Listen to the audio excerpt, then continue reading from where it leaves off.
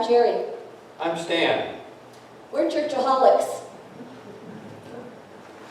We lead a church that is addicted to its rules, regulations, rituals, institutions, and traditions. That looks like building, membership, and money. This is the second week in our short series of looking at a church in recovery, what the steps might be as we go through that recovery. Last week we talked about how the most important thing was keeping the main thing the main thing. If you're going to recover from something, you need to focus on recovery. And the main thing for us as a church is making disciples of Jesus Christ for the transformation of the world. And anything off that track distracts us. It's hard not to become distracted by the culture, especially by the culture. So keeping the main thing is where we want to be. We get distracted, we need each other to keep us on track because we can't do it by ourselves.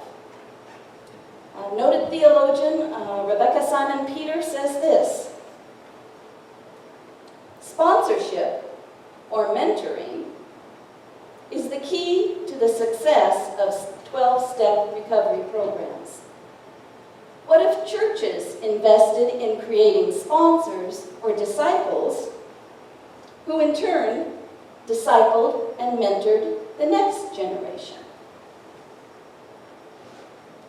The Old Testament is just full of stories of people mentoring each other. As we said earlier, Moses mentored Joshua. Naomi mentored Ruth. Daniel mentored 3 Babylonian and Persian kings. Who were younger and spoke a different language and of a completely different culture. The Old Testament is full of examples like this. Often it was parents and grandparents, but not always. One of the more famous stories is the story of the prophets Elijah and Elijah. I always had trouble with that. Elijah is the older one, and Elijah is his successor.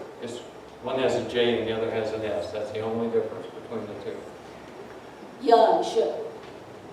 Ja and Ja. and Sh. And Sh. Yeah, Ja and Sh. I don't know why I can't. Anyway, Elijah was a prophet, God's prophet, in a very difficult time for Israel. In a time after David, when the kingdom split, the north and south kingdom split. And he was a prophet to the kings. He tried to bring the people back, to bring them through recovery, back to being God's people. And he was not popular. He just wasn't popular. In fact, Jezebel kept trying to have him killed. Jezebel was the wife of King Ahab. And you may remember the story where Elijah ran for his life, ran and hid in a cave, and God said to Elijah, "What are you doing out here in the cave?" And he said, "They've killed all your other prophets, and I'm the last one left, and they want to kill me." God said, "Come out of the cave. Stand right here." And there was an earthquake, and there was a firestorm, and there was a wind. And God wasn't in any of that. God was in the still, small voice. God said, "Back you go. You're not done working for me yet. I want you to go here and appoint this guy king, and I want you to appoint that guy king, and I want you to go find a young man named Elijah, your successor.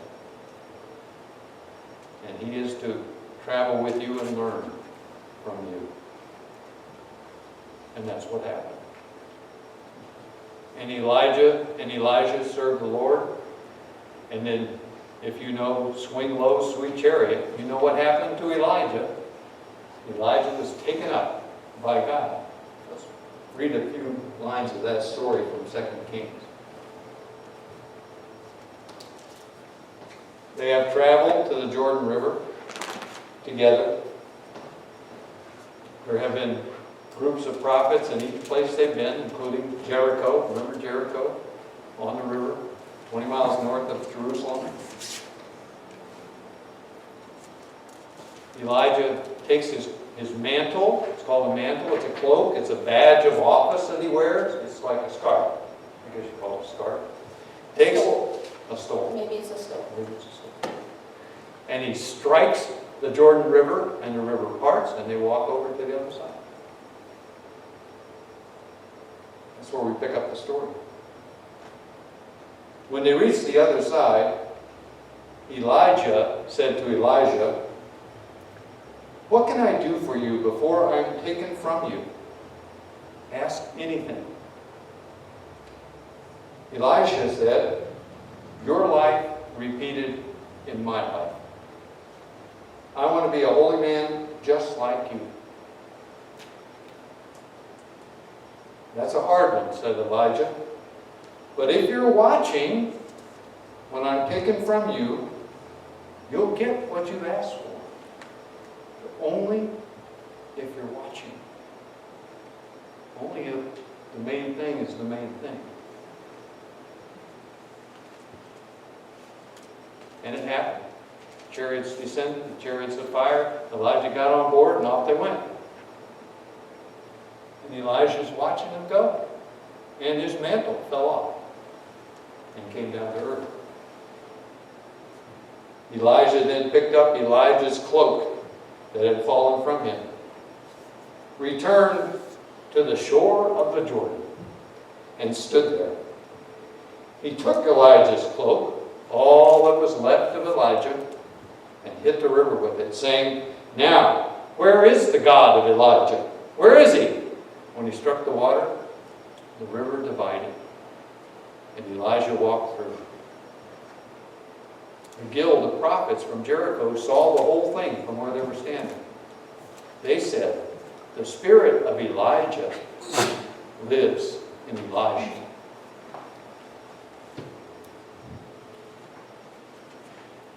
Great story.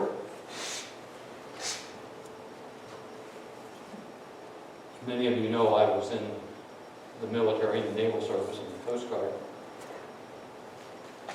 And the military's got this passing of the mantle of leadership down to a science. Down to a science. When you have the change of command, every change of command program is printed with, "It is unique in the world today, the total transfer of responsibility from one individual to another." From one mentor to another mentor. Now I've got to tell you, I have to confess, the church is horrible at this. Just horrible. The musical chairs every 3 years. If somebody didn't like the pastor, we move them around. It's horrible. If there's any tradition that the United Methodist Church needs to lose, it's that. If we're going to recover. This constant movement of pastors. Without seeing or hearing or talking to, if you're not Methodist, you don't understand this. It's like we all stand there, and on the 1st of July, everybody goes over here to the next church. You don't talk to the person you're replacing. They don't talk to you. Actually, sitting here, it's unheard of in the military. It's unheard of that you would not converse with each other and get an idea of the lay of the land. This is a tradition we need to lose.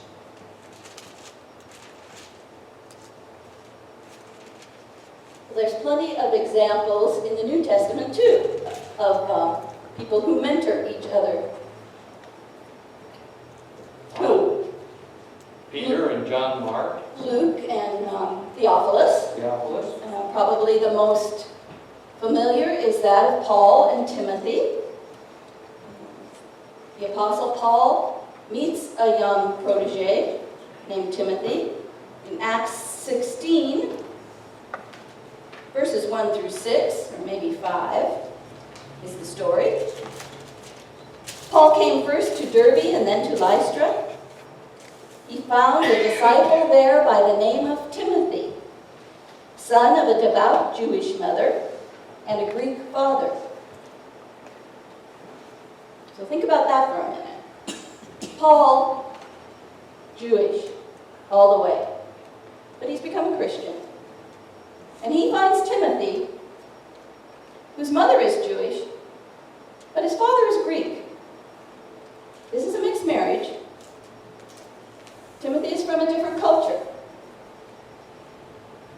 Paul sees possibilities outside of the box, outside of his own culture.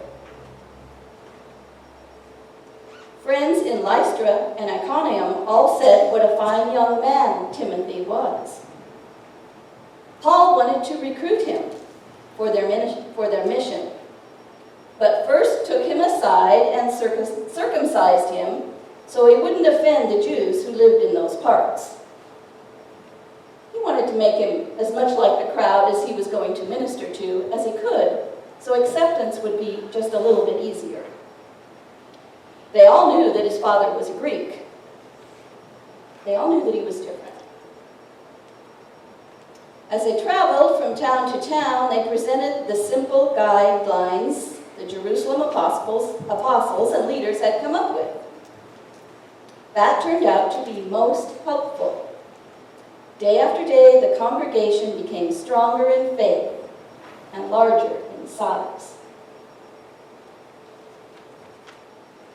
So Paul found someone to mentor.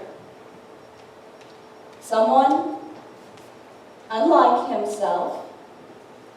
Someone who had potential. Someone who had some connections in the community. And he developed a relationship with Timothy. And Timothy, in turn, recognized that he needed to be mentored. He was humble enough. He was a disciple, remember? He was already following. He was humble enough to admit, I don't know how to do this on my own. I have a passion for this. I want to follow Christ, but I need someone to help me. So they formed a bond, a mentoring relationship. And Paul mentored Timothy, who became a leader in the early church, and mentored others. Paul was always in prayer. I don't believe that God had not pointed Timothy out to Paul. And I believe God is pointing us to people who need mentoring. If we are open to that. Sometimes you look at a crowd and you think, who would be good at this? Who do I think would be good at this? Who would say yes to this? Maybe it's not their gift. Maybe it's not what they're supposed to be doing at all. Maybe it's not our decision. So when you're thinking about people that need you and that you need, we need to pray about it. And we need to talk to people. And then we discern. You know, I would have never dreamed that that is your passion. Let's talk about it. Let's walk this road together. I thought you wanted to teach Sunday school. But you want to go serve sandwiches in the park. Be willing to mentor people in what they want to be mentored in, what their gifts are, what their passion is. You know, and maybe it's people that we don't even know very well. Maybe it's people that we don't even think like us, or that we like, but we love. So when we enter into a mentoring relationship, perhaps it's someone we haven't even met yet. You know, we're not through living. It's not over when we leave here. You don't know who God might bring into your life tomorrow, or how you can influence them, and how they, in turn, can walk with you on faith's journey. It's about enlarging your perspective, trying to see how God sees. For the kingdom, you know, in Pateras, people are, they're doing things they never thought they could, would, or should do. And they're doing it to bring the kingdom back to that little part of the world. Prayer is critical to this process. I would just like to give you 2 examples of how we should be praying. I read you one, Elijah's example. When Elijah said, "What can I do for you?" he said, "I want to be like you. I want to have your faith. I want to follow you." Even though he knew firsthand the number of times Elijah had to run for his life for following God, for following Yahweh. He knew God doesn't take applications for profit. God finds the prophets where God finds them. It's not a career path you would pick. Still, what did he ask for? I want your faith. And then Solomon, perhaps one of the most famous prayers of all. When King David died and the kingdom moved to Solomon, he was very young.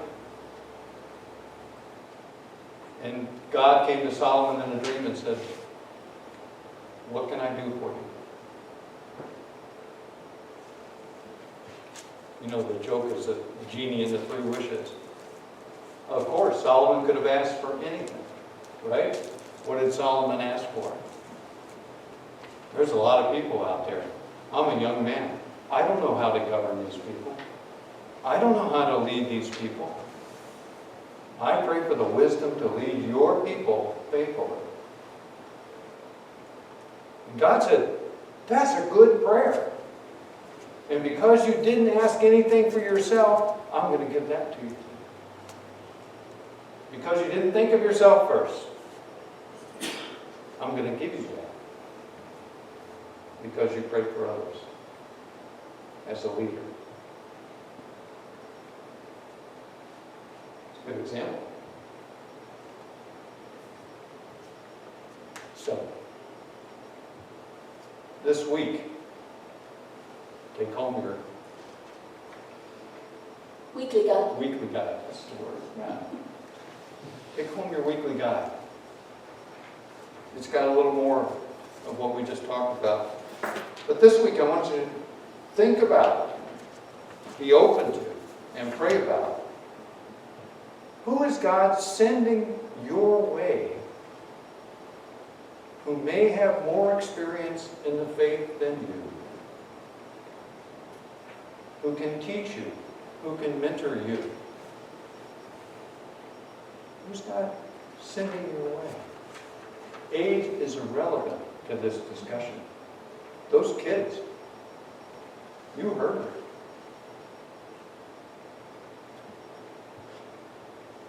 The second question is similar.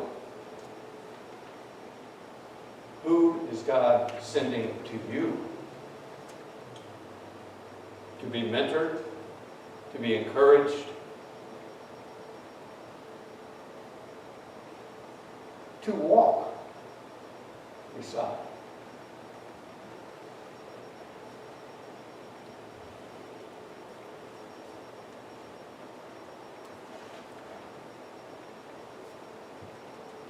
Roman, who was the ultimate best mentor ever?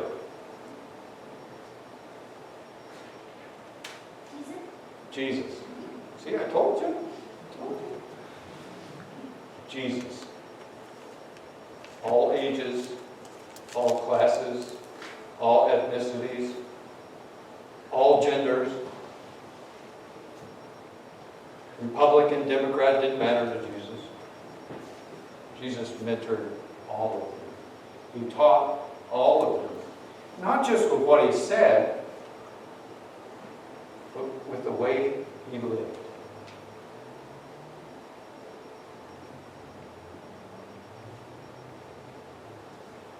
You may remain seated, but let's sing together Jesus' advice on mentoring.